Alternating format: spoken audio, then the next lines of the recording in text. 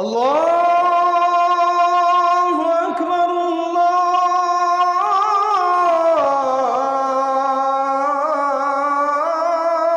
আল্লাহু আকবার। এ মাস আমাদের প্রিয় নবী সাল্লাল্লাহু আলাইহি সাল্লামের জন্ম এবং মৃত্যুর মাস। বিশুদ্ধ মত অনুযায়ী এই মাসেই তিনি জন্মগ্রহণ করেছেন এবং এই মাসেই তার মৃত্যু হয়েছে। তো সে কারণে এই মাসটি বিশেষ তাৎপর্যপূর্ণ, সেটি বলবার অপেক্ষা রাখে না যে যে মাসে নবী সাল্লাল্লাহু আলাইহি সাল্লামের জন্ম এবং মৃত্যু হয়েছে সে মাসটি যে বিশেষ তাৎপর্য রাখে সেটি খুবই স্বাভাবিক, যে এটি গুরুত্বপূর্ণ মাস।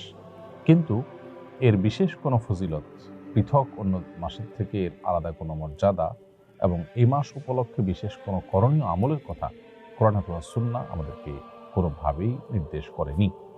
অতএব নবী সাল্লাল্লাহু আলাইহি সাল্লামের জন্ম মাস বা তার ওফাতের মাস হিসেবে এই মাসটি আমাদেরকে হয়তো নবী সাল্লাল্লাহু আলাইহি সাল্লামের কথা স্মরণ করিয়ে দেয়, তার দুনিয়াতে আগমনের কথা, তার ওফাতের কথা আমাদেরকে স্মরণ করিয়ে দেয়। কিন্তু তাই বলে এই মাস উপলক্ষে আমাদের কোনো করণীয় নির্ধারণ কোরআন হাদিস আমাদের জন্য করেনি। সেই জায়গা থেকে আমাদের এই মাসকে কেন্দ্র করে নিজেরা কোনো আমল বানিয়ে নিলে সেটি বরং বেদাতে পর্যবসিত হতে পারে, সেদিকটি আমাদের খেয়াল রাখতে হবে। রবিউল আউয়াল মাস উপলক্ষে বাইতুল মুকাররমে প্রতি বছর ইসলামী বইমেলা অনুষ্ঠিত হয়। নবীজির জন্ম মাস উপলক্ষে এ ধরনের আয়োজন এর শরীয়ী বিধান কি?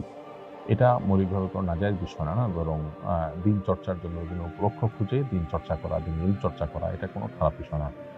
রবিউল আউয়াল উপলক্ষে কোনো ইবাদত উদ্ভাবন করা নাজায়েজ। বইমেলা এটা কোনো ইবাদত নয় যে এটাকে উদ্ভাবন করা হলো বা এটাকে আপনার পালন করা হলো, যেটা ইবাদত এর নামে করার কারণে সেটি বেদাতে পরিগণিত হবে, এরকম বিষয় নয়। বড় ছেলে আমাদের খোঁজ খবর নেয় না এবং আমাদের সাথে ভালো আচরণও করে না, তাই আমি আমার সমুদয় সম্পত্তি ছোট ছেলেকে দিয়ে যেতে চাই, এটা কি আমার জন্য ঠিক হবে? শরীয়ত কি আমাকে অধিকার দেয়? সন্তানদের মধ্যে যে সমতা বজায় রাখা সম্পদ দেওয়ার ক্ষেত্রে, এটা অনেক উলামা ইকরামের মতে ওয়াজিব। কারণ নবী করিম সাল্লাল্লাহু আলাইহি ওয়াসাল্লাম এক সাহাবী ক্ষেত্রে যখন হেরফের করেছেন তাকে কিন্তু তিনি ভর্ৎসনা করেছেন এবং তিনি নির্দেশ করেছেন আ'দিলু বাইনা আওলাদিকুম ইত্তাকুল্লাহ ওয়া'দিলু বাইনা আওলাদিকুম, তোমরা আল্লাহকে ভয় করো এবং তোমাদের সন্তানদেরকে কিছু দেওয়ার ক্ষেত্রে তোমরা সমতা বজায় রাখো এবং ইনসাফ করো। এর বিপরীতে ফুকাহায়ে আহনাফের মতে এটি উত্তম, তবে ওয়াজিব বা ফরজ নয়।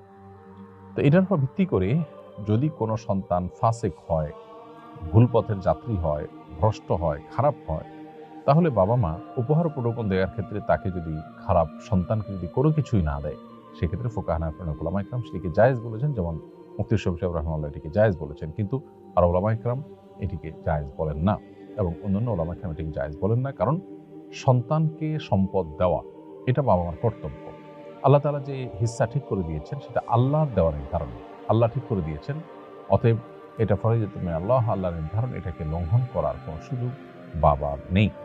বাবা যেটি করতে পারেন সেটি হলো, সন্তানদের মধ্যে কেউ হয়তো একটু বেশি ভালো, তাকে একটু উপহার দেওয়ার ক্ষেত্রে শুধু ভালো হওয়ার কারণে উৎসাহ দেওয়ার জন্য পুরস্কার স্বরূপ একটু বাড়িয়ে দিলেন, এটা সর্বসম্মতিক্রমে জায়েজ। কিন্তু সম্পূর্ণভাবে বঞ্চিত করবার এখতিয়ার আসলে বাবার বা মায়ের থাকে না।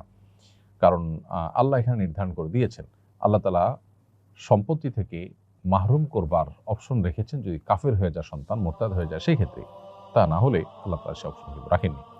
আমি অনার্স করতে চাচ্ছি, এখন আমি কমার্স ভালো পারি, কমার্স লাইনে কি পড়তে পারবো? কারণ সেখানে হিসাব বিজ্ঞান আছে, হিসাব বিজ্ঞানে সুদ করতে হয়, আমার করণীয় কি? আমি এই পড়া শেষে কি হালাল চাকরি করতে পারবো? ভাই ইমরান, এই পড়া শেষে আপনি হালাল চাকরি করতে পারবেন, সেটা সন্দেহভাবে আপনার জন্য জায়েজ হবে।